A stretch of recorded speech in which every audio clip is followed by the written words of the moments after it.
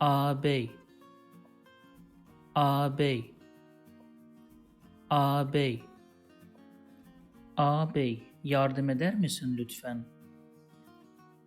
Ağabey, yardım eder misin lütfen? Ağabey, yardım eder misin lütfen? Benim 2 ağabeyim var.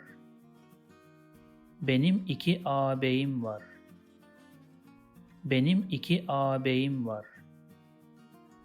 Bugün ağabeyini gördüm. Bugün ağabeyini gördüm. Bugün ağabeyini gördüm. If you like this video, please subscribe to my channel below for more videos on Turkish grammar, vocabulary and pronunciation. Also, if you think this video can benefit somebody else, please share it with them.